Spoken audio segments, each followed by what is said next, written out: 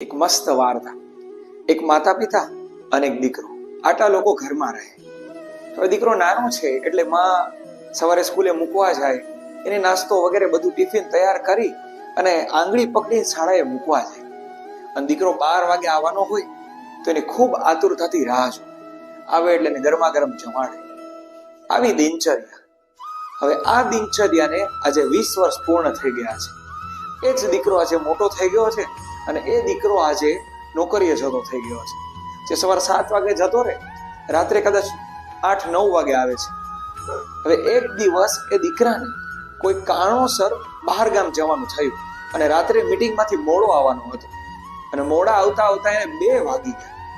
તો 2 વાગે ઘરની અંદર આવે છે ને તો માં સોફા ઉપર બેઠી હતી. તો દીકરો અચંબિત થઈ ગયો કે માં તું હજી કેમ જાગે છે? તો માં કે બેટા તું ન આવે ત્યાં સુધી મને કેમ શાંતિ મળે? તારું જમવાનું બાકી હશે ને, હાલો તને ગરમા ગરમ જમવાનું બનાવ્યું. એ માએ સાહેબ રાત્રે 2 વાગે એને ગરમા ગરમ રોટલી ખવડાવી. ત્યારે દીકરો કહે છે કે માં તું આ ન કર, તારી એક તો દવા ચાલુ છે અને તું આટલા વાગ્યા સુધી કેમ જાગે?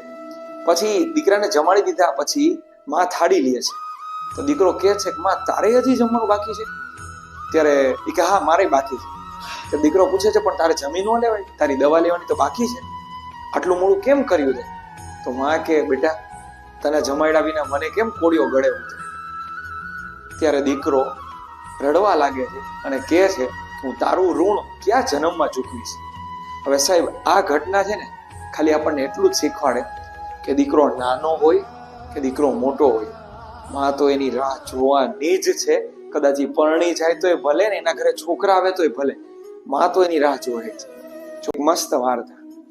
એક પતિ પત્ની એનો નાનો દીકરો, આટલા લોકો ઘરમાં રહે. તો પતિ કહે કે ગઈકાલે છે ને મને મમ્મીનો ફોન આવ્યો હતો, એની તબિયત થોડી છે ને નરમ ગરમ રહે છે ને તો એને થોડા દિવસ રોકાવા બોલાવી લઈએ તો જેથી કરીને એનું ધ્યાન રાખી શકાય. પત્ની ખૂબ ગુસ્સે થઈ ગઈ કે ગમે તે કરો તમારી માં મારે આ ઘરમાં ન જોઈએ એટલે ન જોઈએ. પતિ કઈ બોલ્યો તો નહીં.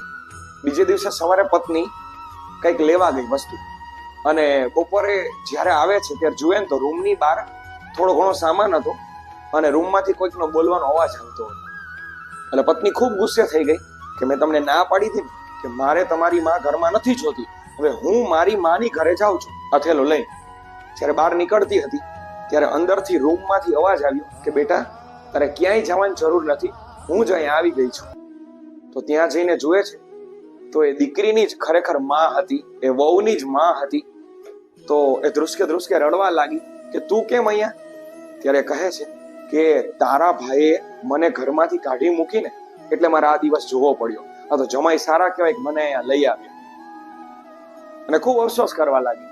ત્યારે એના પતિ એને પ્રેમથી બાજુમાં લઈને સમજાવી કે મને ખાલી એટલું કે તને તારી માં વાલી છે તો મને શું મારી માં વાલી ન હોય?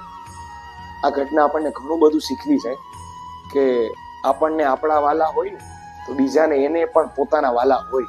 તો આપણે સમજતા રહીએ તો જ મજા આવશે ને તો જ વ્યવહાર ટકશે. જો વાત ગમી હોય તો લાઈક શેર ને સબસ્ક્રાઇબ કરો. Thank you.